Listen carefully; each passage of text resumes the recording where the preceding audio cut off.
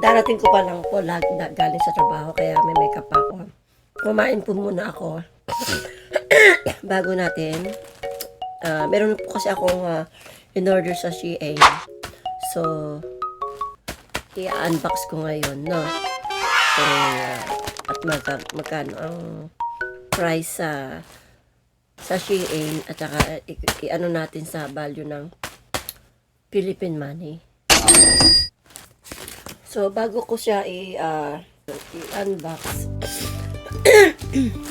tanggalin natin yung ito siya, oh.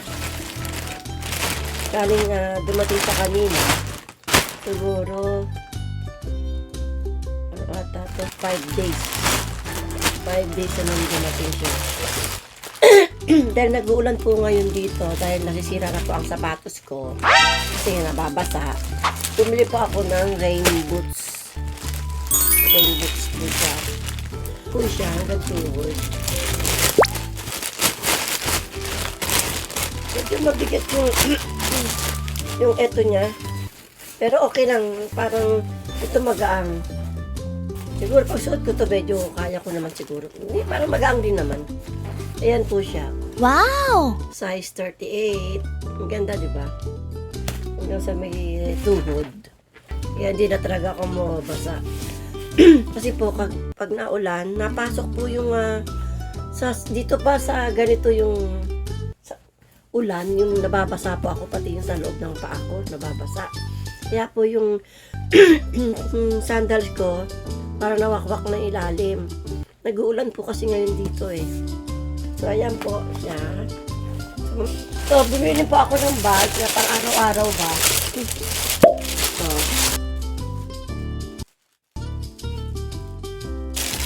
pang araw-araw lang ba. So, diba? Ang trabaho natin, okay naman siya. Okay naman po. Ang ganda naman. Diba? Parang M&M. Ang trabaho sa araw-araw po. Yan. Mura lang naman. Diba? Gamitin ko na po bukas to. Sunod natin, itong pants. Pwede ko rin itong ipamasok na araw-araw na pag butsu no hilang.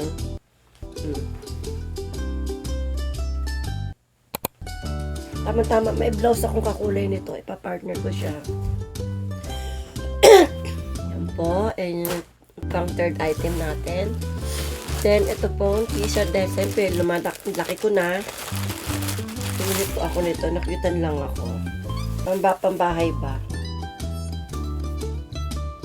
Betty Boop. Sa summer na rin kasi, oh. Diba? Okay siya. Yan. Ano size nito? Ay, yan pala malaki. Pero okay lang kasi nagtitiktok naman ako. Pang hip-hop. 0XL. Laki. Pero ito yung mga gusto ko malalaki. Ito yung pang-apat na item natin. Dahil lumalaki na tayo. Wala na ako mga pambahay. Ito yung pang-fifth item na in-order ko. T-shirt pa rin po to. Size. Anong size nito? Ba't lang nakalagay na size? Size... What XS? Size XS daw. Pero okay naman. Diba, kahit XS parang ang laki pa rin niya, diba? Okay na ba to? Pang 5 to.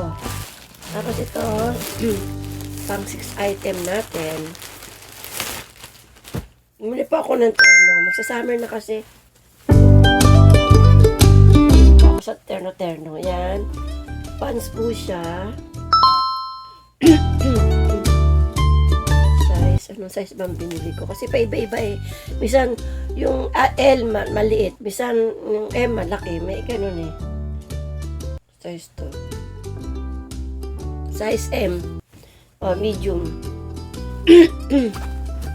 Ito okay lang. Tama-tama lang sa akin. Yan po. Wow! 6 item natin yan. Meron po tayo rito ang foundation. So, nakaka-cover daw po kasi ito. So, teka lang. Tanggalin ko yung aking. Nakamita pa po ako eh. Kasi may peka sa konti na natin kung mako-cover talaga siya. No?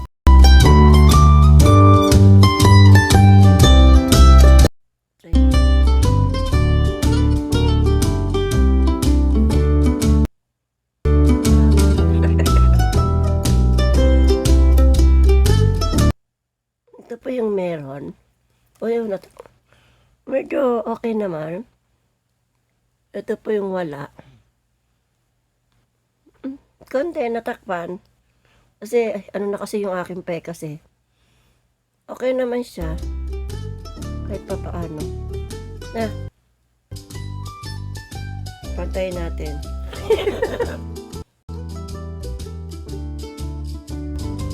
Ano talaga yung aking pekas eh.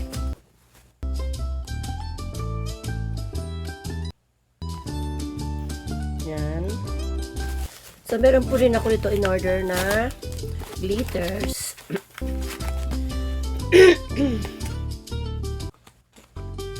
Yan.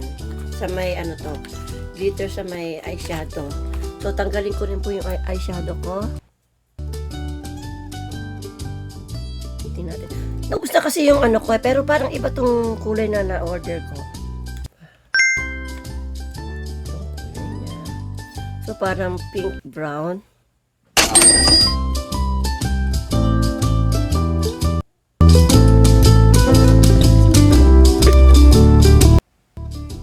Kita nyo ba? Diba? Okay naman siya, diba? Simpleng eyeshadow lang. With glitters. So, dahil wala na po tayong lipstick, try naman natin itong lipstick. Ito po yung pang siyam na item. 9 items po kasi yung in-order ko. So, yan na po lahat yun.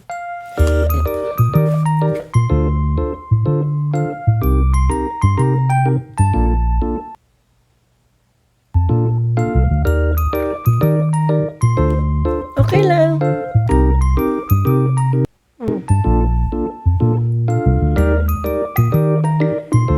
Nabura ko yun man dito. Ayan po ang pekas ko. Punas pa ako dito. Nabura yun dito. Pero okay naman siya dito. Talagang maano talaga yung pekas ko. Nabura yung banda dito. Kasi basa yung wet tissue ginamit ko. Ayan po yung lipstick natin. Patayin ko nga yung sa yung foundation. Gusto ko yung foundation niya. Kakulay ng aking Peslak.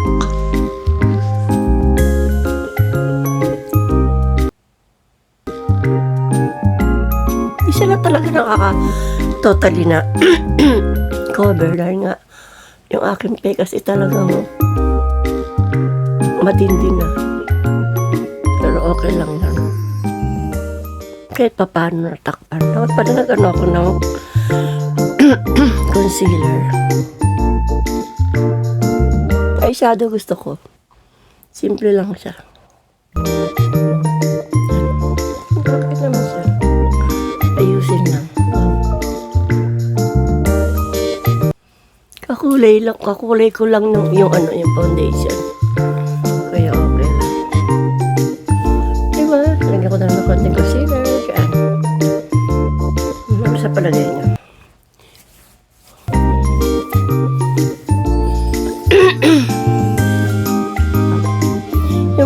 yung lipstick, okay lang pang araw. Pwede rin siguro pang gabi, parang natural lang. I like it. Eyeshadow gusto ko.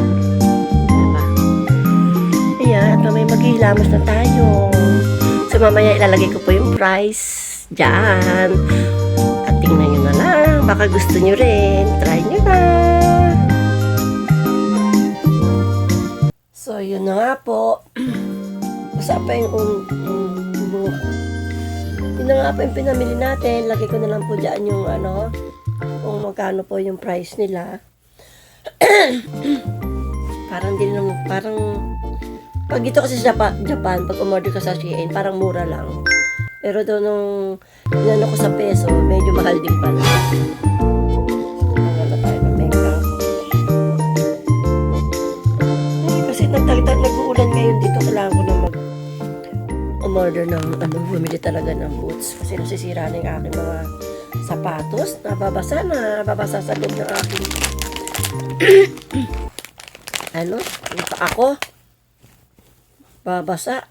Ayun, nasira na isa. Tanggal na tayo ng makeup. Kanina pa yung makeup, okay naman po siya. Yung foundation.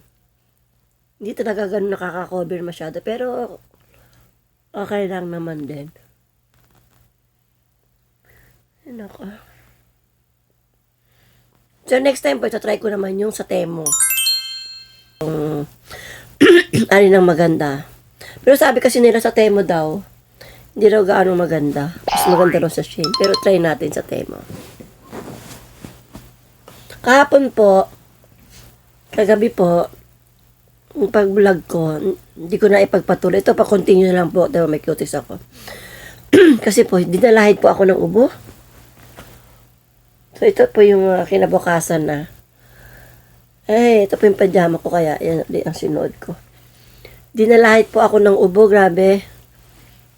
Ubo pa rin po ako. Tama yung boses ko po, hindi nga po pa gumagaling.